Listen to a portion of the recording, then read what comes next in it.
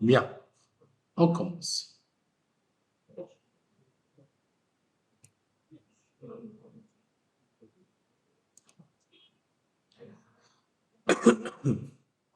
Bien, pour importer une vidéo dans Adobe Premiere Pro, il suffit juste de faire un double clic ici, dans la fenêtre projet. Par contre, on peut glisser directement aussi la vidéo dans la fenêtre projet. On peut importer plusieurs vidéos en même temps.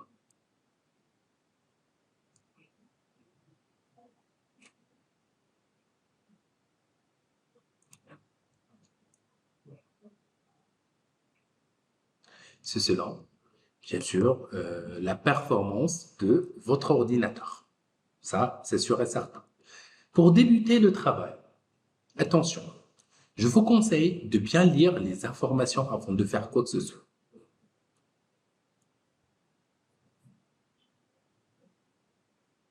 Je peux par exemple me déplacer dans la fenêtre projet, élargir un tout petit peu la fenêtre. La première vidéo a une durée de 1h35, ça, comme ça, la fine.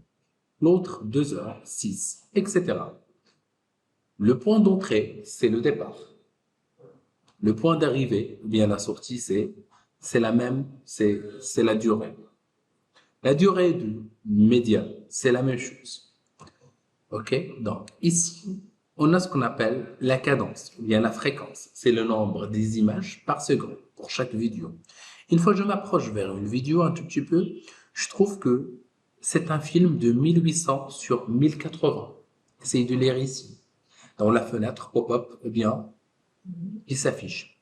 L'autre vidéo aussi, c'est une vidéo de 1280. On est d'accord? C'est HD, High Definition. L'autre vidéo, c'est une vidéo de 1920 sur 804. La question qui se pose, supposons que j'ai vraiment besoin de créer une séquence vidéo avec un format totalement différent. Qu'est-ce que je peux faire? Bon, c'est simple. Je vous invite soit d'aller dans Photoshop, soit dans Illustrator quand vous voulez. Par exemple, si je prends Photoshop par exemple, je reprends, je clique sur Fichier, Nouveau.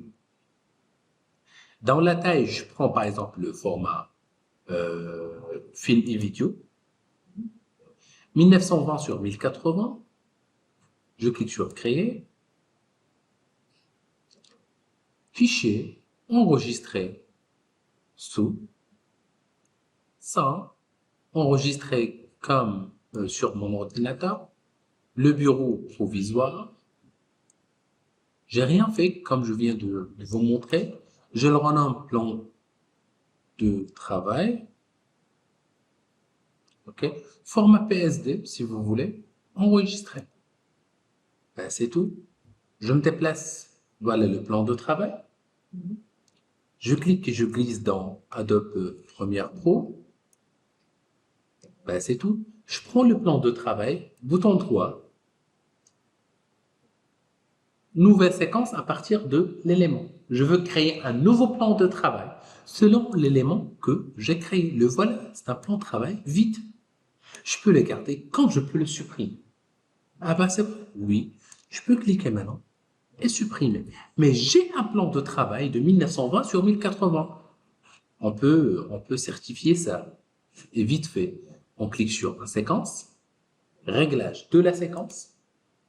Et ben voilà, on est dans une séquence 1920 sur 1080. C'est-à-dire, si vous avez un autre plan de travail sur mesure et vous voulez le créer, c'est la même technique. Et c'est juste de cliquer sur l'espace de travail que vous voulez. Par la suite, je prends par exemple ma première vidéo en double-cliquant sur la vidéo. Ici. Et voilà la vidéo maintenant, elle est dans la fenêtre source. Voilà la tête de lecture, le voilà. Puis y aller et naviguer avec de lecture. Comme je peux utiliser les raccourcis Shift J, Shift K et L, pas de Shift. L, ok? Si je clique sur L,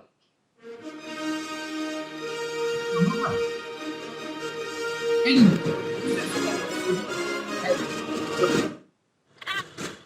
et ainsi de suite. Maintenant, elle s'accélère, hein? Je clique sur K, mais ça ne fonctionne pas parce que je dois utiliser Shift K pour s'arrêter. Shift K une deuxième fois pour s'arrêter. Bah, Shift J.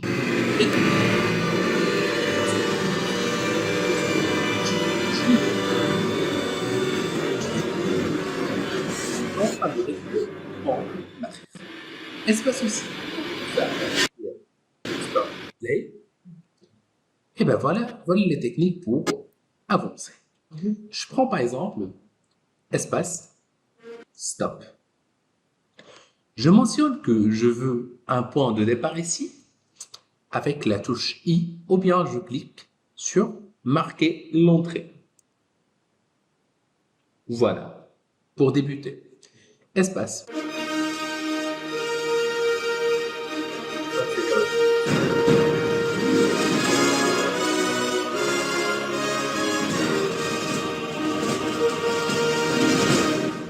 Stop. Je clique maintenant sur l'autre icône marquer la sortie ou bien out. J'ai maintenant une partie qui m'intéresse. Bref, attention, il y a trois possibilités. Soit je vais glisser juste le son, je glisse juste le son ici, et voilà maintenant, on a rempli le son. C'est juste le son.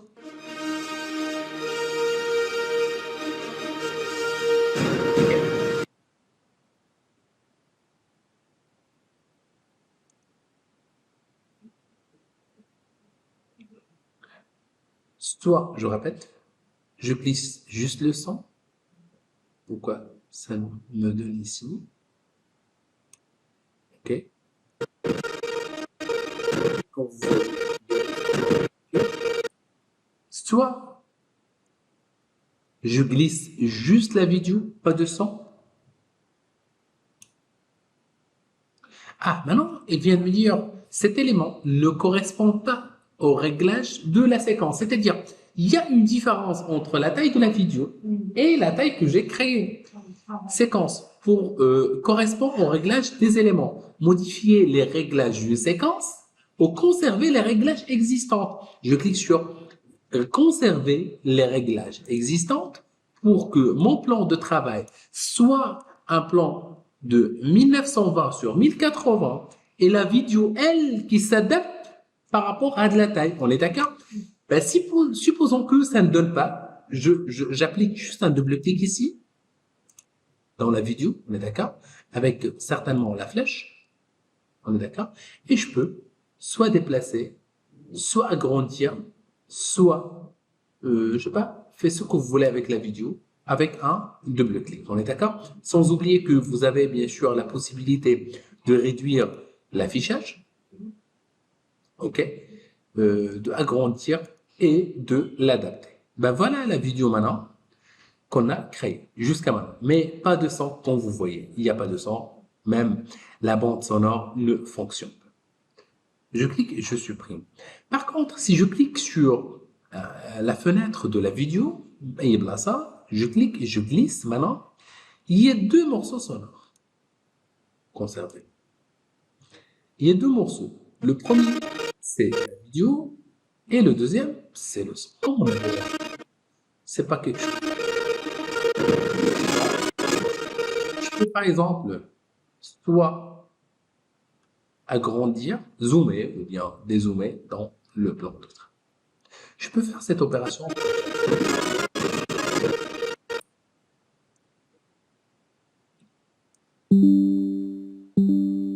Et notre Une autre partie. Si je veux, par exemple, prendre, je sais pas, un son différent.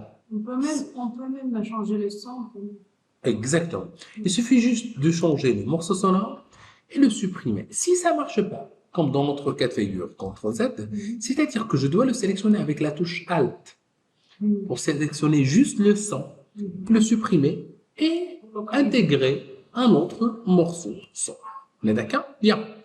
C'est-à-dire, par exemple, dans le cas de doublage, si vous voulez, il suffit juste de supprimer le morceau sonore et le remplacer avec l'autre morceau sonore. Je reprends ici, par exemple.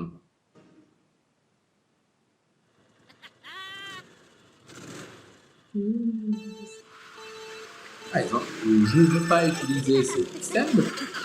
J'accélère un tout petit peu avec la touche J, J, J, J, J. Maintenant, je suis en train d'accélérer.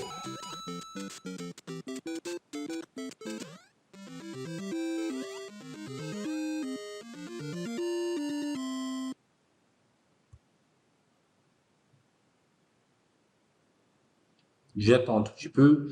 Écoute, la question du montage nécessite vraiment beaucoup de temps. Je ne veux pas, par exemple, de ce qu'on appelle générique d'entrée.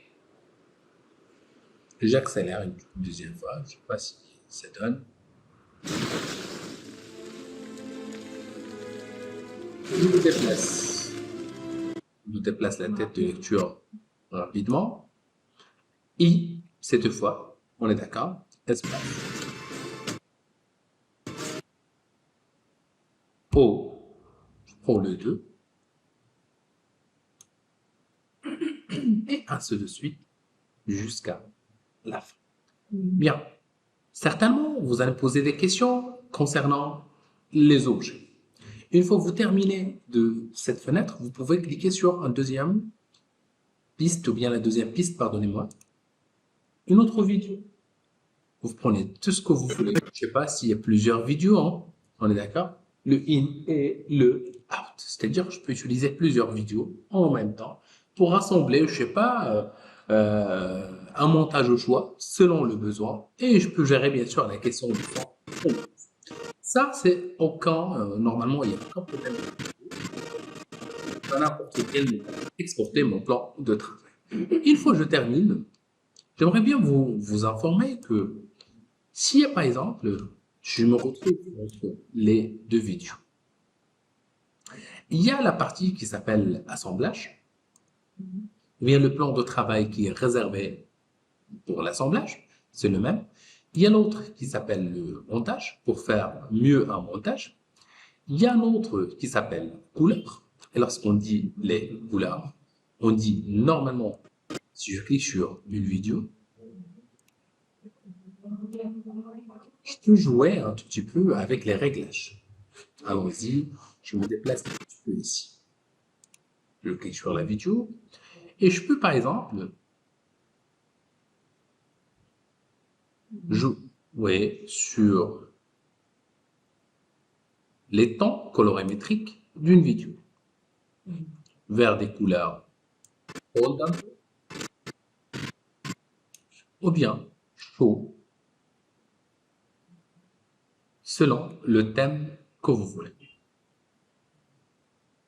Un film d'horreur vers le violet un peu, film de la plage vers le bleu, de la nature, s'il y a des couleurs de vert de plus, je préfère, on est d'accord. La netteté, la vibrance, la saturation, tout ça a une relation avec le temps que vous allez utiliser, sans oublier. On est d'accord? Les effets, quand on clique sur le plan de travail des effets, je me retrouve aussi une deuxième fois devant les effets. Par exemple, les effets de la vidéo. Quand je clique sur effet de vidéo, et aussi la transition. On commence un peu avec les transitions, pardonnez-moi, de voir les transitions vidéo. OK? Normalement, il faut utiliser les fondus. OK? Et fondus enchaînés, comme j'ai déjà expliqué. Ça, c'est le type de transition qui est professionnel entre les deux, comme ça. Alors, on est professionnel. Je peux la sélectionner. Je peux la supprimer. Oui, les transitions utilisées par 99% des vidéastes, c'est un fondu enchaîné. Et vous pouvez remarquer ça qu'il y a normalement un encadrement bleu Ça signifie qu'il est c'est le plus utilisé. Par contre, si vous voulez utiliser, je sais pas, un autre type, il suffit juste de le glisser entre les deux vidéos et vous pouvez voir qu'est-ce que ça donne. Juste comme ça. Mais c'est un peu abusé, donc de préférence, le fait d'utiliser une transition professionnelle, on est d'accord, cube, pivotant, il y en a plusieurs, je vous invite ce que vous voulez. Oui, et surtout selon le type de travail. Ouais, le thème. Si c'est un film, je préfère vraiment utiliser la transition professionnelle, on est d'accord. S'il est réservé pour les enfants, pourquoi pas, on peut utiliser des cubes, des zooms, tout ce qu'on veut, on est d'accord. Bien. Les images.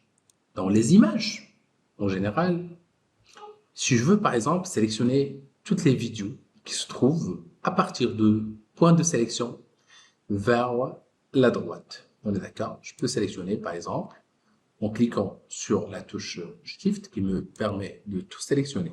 Je peux déplacer mon plan de travail comme je veux. Et par la suite, si je sélectionne par exemple l'intro, je peux à n'importe quel moment la modifier. Modifier un plan qui est sélectionné. Je sais pas, si je zoome un tout petit peu, il y a des intros prédéfinies, comme Heidi par exemple. Il y a ici, quand vous voyez, un vide. Je clique sur le vide, bouton droit, supprimer à accorder. Maintenant, je suis ici, si je clique sur modifier. Voilà le texte. Je peux changer la opacité du texte, la position du texte, okay, l'alignement de texte, la taille du texte. Selon le thème donné, on est d'accord? Le fond, les couleurs, les formes aussi. Il y a des formes avec un fond, je peux utiliser un fond selon le besoin. Donc vous voyez, je peux tout changer, je peux annuler. C'est à vous de voir. C'est-à-dire, vous pouvez utiliser tout ce que vous voulez. C'est une animation, on est d'accord, prédéfinie. Il suffit juste de la utiliser et la modifier. Ok? Bien. Je roule un peu. De ligne, tati, de ligne. Voilà. Par exemple, ici, il y a un type de générique de film. Je peux le glisser. Je peux faire une petite sélection comme ça et travailler librement sans le moindre problème parce que je peux glisser et ajuster la durée aussi. Voilà ici un petit texte. Si je clique sur modifier, comme d'habitude, je trouve que ici il y a plusieurs textes. Si je clique sur, pardonnez-moi, le texte qui est devant vous, je trouve que j'ai la possibilité de cacher les textes. 1, 2, ce sont des effets. Le premier texte, l'entreprise présente. Voilà, normalement, l'entreprise présente. Si je veux modifier, il suffit juste de faire un double clic et modifier. Ça se bloque un tout petit peu, on est d'accord, mais C'est faisable. c'est faisable. Vous pouvez juste sélectionner aussi la famille de police. Attendez, moi, ok. Ça se bloque un peu, mais c'est pas grave, on est d'accord. Le fond, il est blanc. Vous pouvez changer sa couleur. Je donne juste un exemple, on est d'accord. Il n'y a pas de contour, vous pouvez ajouter un contour. La transparence, on est d'accord. Aussi, vous pouvez jouer sur l'angle d'intégration. L'ombre, ouais, ça se bloque un peu, mais c'est pas grave. Ok?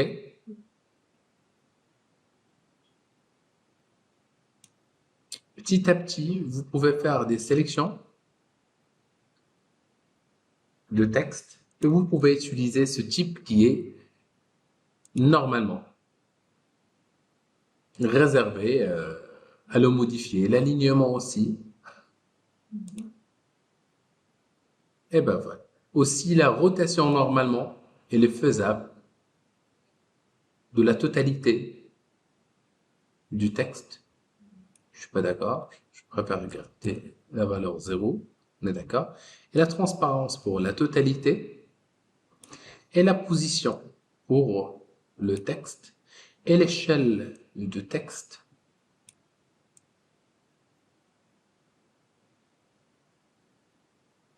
OK? Et vous pouvez l'utiliser. C'est aussi très très joli et vous pouvez le voir à tête reposée et vous pouvez le dupliquer plusieurs fois, on est d'accord? Et à la fin de chaque animation, il va disparaître bien sûr et vous pouvez insérer un autre et petit à petit. Une fois que vous terminez, s'il vous plaît, Oui, vous devriez normalement sauvegarder les vidéos. Attendez une toute petite seconde. Bien. Dans les effets, par exemple, supposons qu'on a un effet, sans oublier qu'il y a les objets essentiels, comme on a déjà appris. Euh, la bibliothèque, si vous avez déjà acheté la version authentique, vous allez retrouver normalement une bibliothèque des objets, on est d'accord. Les marques, si vous avez créé déjà des marques, vous allez me dire, monsieur, les marques, ce sont des marques, c'est-à-dire, je sais pas, ici, je crée une marque avec la touche M, ok, et cette marque, la voilà, vous pouvez la renommer comme vous voulez. Par exemple, le milieu, ML, de l'intro. Vous écrivez ce que vous voulez selon le besoin, on est d'accord. Voilà, cette marque, c'est ML de l'intro. On est d'accord. Une fois que je m'approche, je vais la retrouver. En double-cliquant, je retrouve le nom et les commentaires si j'ai créé des commentaires. Des marques, c'est juste pour marquer des choses. On est d'accord? Bien, c'est-à-dire que vous pouvez importer, gérer la question des objets. Dans l'espace de travail, vous pouvez à n'importe quel moment faire le retour vers l'espace de travail que vous avez déjà créé, c'est-à-dire, je sais pas si vous avez utilisé celui de image ou bien fenêtre, espace de travail, montage. Et si vous avez, je sais pas, fait des déplacements, des informations, quand vous pouvez utiliser les effets aussi, les marques ici, on est d'accord. Et je sais pas si vous voulez, par exemple, faire des déplacements et vous avez déplacé votre plan de travail, vous avez détruit totalement la mise en page de votre plan de travail, il suffit juste de cliquer sur fenêtre, espace de travail, rétablir les dispositions enregistrées, on est d'accord, ou modifier l'espace, ou bien cliquer juste sur un autre espace de travail qui est prêt enregistré. L'exportation. Je vous invite de cliquer sur exporter. Dans l'exportation, vous allez enregistrer le projet, un enregistrement simple, et par la suite, vous faites l'exportation média. Dans l'exportation média, ici, vous allez dire que vous voulez l'audio et la vidéo. OK? Sauf si, je sais pas, dans votre cas de figure, vous voulez éliminer l'audio, il suffit juste de décocher cette option. Autre chose. Ici, on retrouve les différentes options. Par exemple, l'audio, c'est quel type? Les effets, s'il y a des effets, on est d'accord. L'endroit de travail, c'est où? Par exemple, le bureau, je le renomme 333, on est d'accord. Je clique sur enregistrer, je clique sur exporter. Dans l'exportation, je dois attendre, bien sûr. Il n'y a rien, mais ça demande un peu de temps. Et par la suite, je vais obtenir une vidéo. Parce que le rendu, ça doit être une vidéo. On est d'accord? Surtout si on travaille avec un client. On est d'accord?